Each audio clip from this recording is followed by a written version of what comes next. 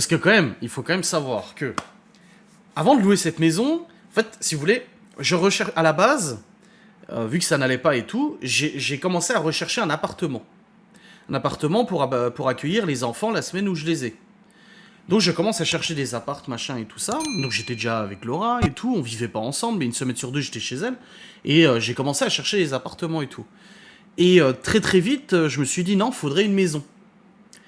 Mais le truc, c'est que c'est toujours compliqué de trouver une maison en location, et c'est pour ça, on en parlait l'autre jour quand on avait nos amis à la maison, c'est pour ça qu'on s'est mis en ménage assez rapidement avec Laura, parce qu'en fait, la réflexion, elle est très vite venue de se dire, euh, soit je prends une maison pour moi et les enfants, soit tout de suite je cherche une maison pour tout le monde, pour qu'on emménage tout de suite ensemble et qu'on soit tous ensemble, tu vois.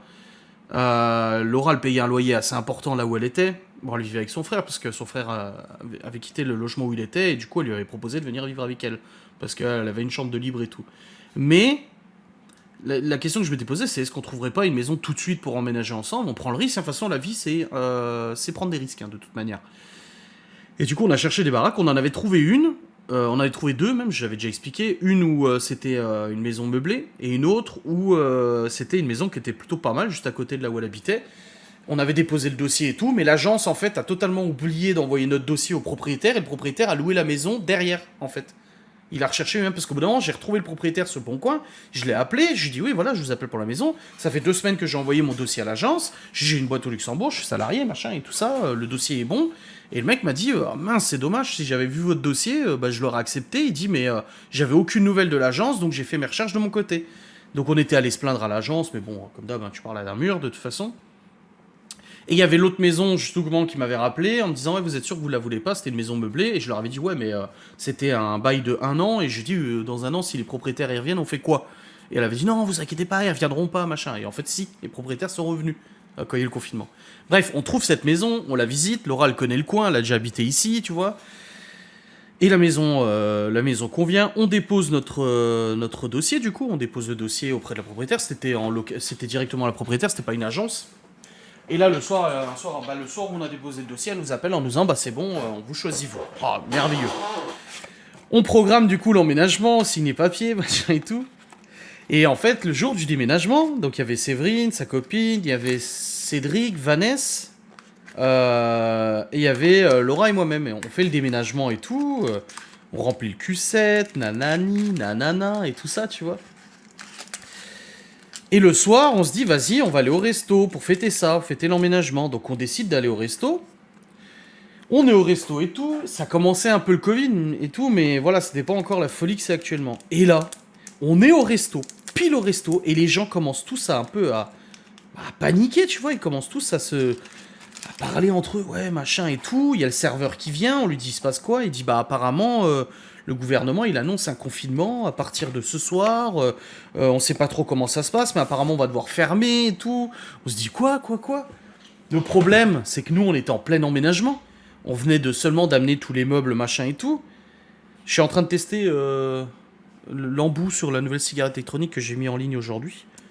Oula, je sais pas trop ce que ça donne. Et du coup, gros bordel. Le souci, c'est qu'on avait déjà commandé notre canapé, parce que le canapé de Laura était vraiment plus utilisable et tout. Il était tout pété. Ouais, ça paraît surréaliste. Mais ça marche pas, hein. C'est pas comme ça, l'embout. Et du coup, on avait commandé du coup le canapé chez But. Donc on est allé chez But, on avait commandé le canapé, on avait demandé une livraison sur place. C'est bon, ça fonctionne, c'est la nouvelle, elle est trop bien. Ah, c'est pas mal avec l'embout, c'était cigarette, tiens. Et on rentre à la maison, Cédric et Vanessa partent, Séverine et sa copine n'avaient pas mangé avec nous. On rentre à la maison et là on se dit, ouais, ça va être le bordel et tout, on devait recevoir la livraison genre dans la semaine ou la semaine d'après. Donc premier grosse tuile, c'est que But nous dit, confinement oblige, nous ne pouvons plus livrer votre canapé, qu'on avait payé intégralement et tout. Et on fait nos recherches et tout, et ils nous disent quoi? En fait, si vous commandez sur internet, vous pouvez être livré, parce que les livraisons continuent. Mais si vous l'avez commandé en magasin, il est bloqué à l'entrepôt. Et Laura lui a dit, mais on peut venir le chercher, vous ouvrez l'entrepôt, on le fout dans une remorque, et puis on... Non, l'entrepôt est fermé. Donc en gros, il aurait fallu qu'on annule la commande, mais le magasin était fermé, pour recommander sur internet. Un vrai bordel, tu vois. J'avais acheté avant que tu en fasses la pub. Ah ouais? Ouais, c'est cool. Ah, c'est toi qui as commenté la vidéo.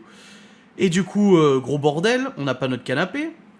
Ensuite, dans la série des choses qui tombent en panne, le sèche-linge tombe en panne. Alors ça a beaucoup fait rire Twitter, l'histoire du sèche-linge, mais il est tombé en panne, il est mort.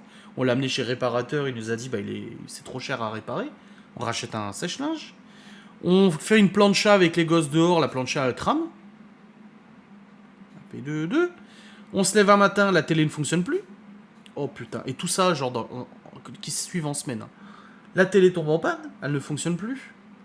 Problème, c'est que bah, tous les magasins d'électroménager sont fermés. Donc je suis allé au Leclerc, à l'espace télé, pour acheter une télé sur place. Bon, ça va, je l'ai pas payé trop cher, mais bon, du coup, j'ai pas pu faire un peu regarder les modèles, les machins. J'ai pris la première qui était, donc celle qu'on a en bas.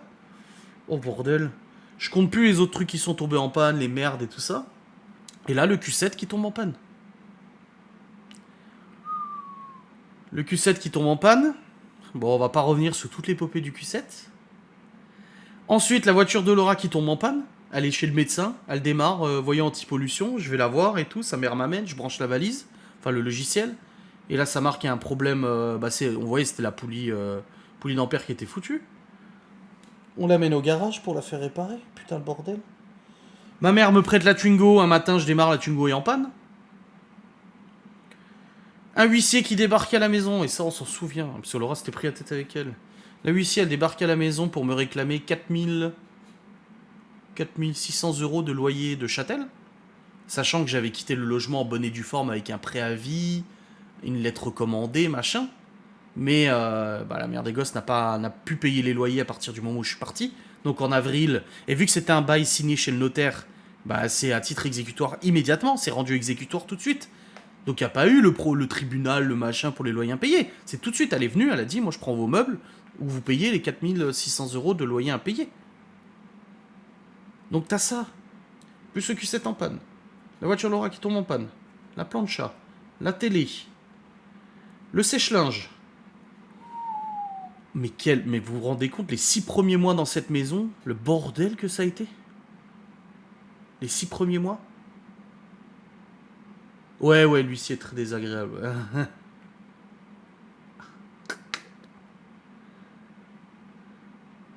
Oh bordel, la loi des séries.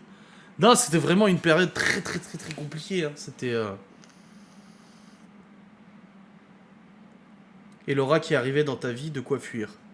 Pourquoi de quoi fuir? C'est pas gentil. La loi des séries, c'est comme ça. Ouais, non, vraiment... Ouais, c'était un emménagement très compliqué avec le confinement, plus ça, plus ça, plus ça. En plus, bah, il n'y avait même pas encore le vaccin, et puis de toute façon, on ne s'est pas fait vacciner et tout. Donc interdiction de sortie, sortir le papier à chaque fois. Si t'avais le papier là d'autorisation de sortie. Oh putain.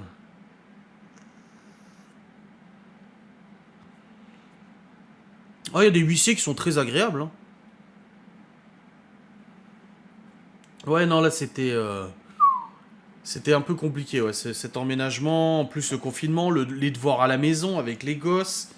Et puis une semaine sur deux, j'ai encore les SMS des maîtresses qui m'écrivent à moi en me disant Monsieur Sinski, la semaine dernière, on n'a eu aucune nouvelle des enfants, les devoirs n'ont pas été faits, on n'a reçu aucun devoir par mail, il y avait un Moodle là, sur Moodle, ça n'a pas été rempli et tout. Et je leur disais Oui, mais c'est pas ma semaine, c'est la semaine de leur mère, moi j'y suis pour rien, je n'y peux rien.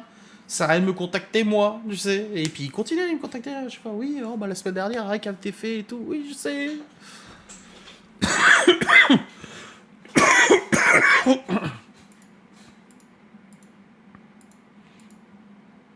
Les huissiers qui débarquent à peine en... Ah, d'accord, fuir, tu parles de Laura.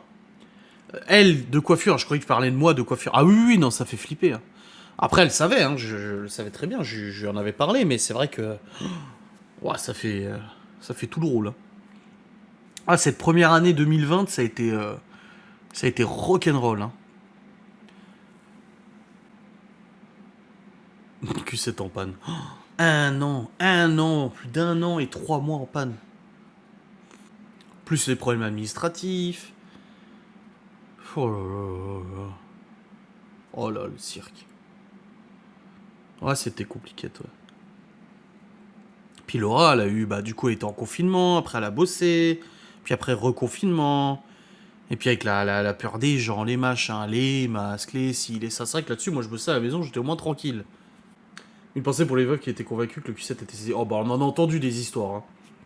Il peut pas payer la facture, le garage lui a saisi la bagnole, le huissier lui a saisi la bagnole, le moteur est cassé, il va la récupérer, nananine, oh là là. Ça permet de relativiser, mais après, tu vois, il y a une bagnole qui passe devant la maison, tout de suite, j'ai dit alors, hein, ça fait 2 semaines que je dis il va y avoir un huissier qui va passer. Je le sens, je sais pas pourquoi encore, mais il va y en avoir un qui va passer.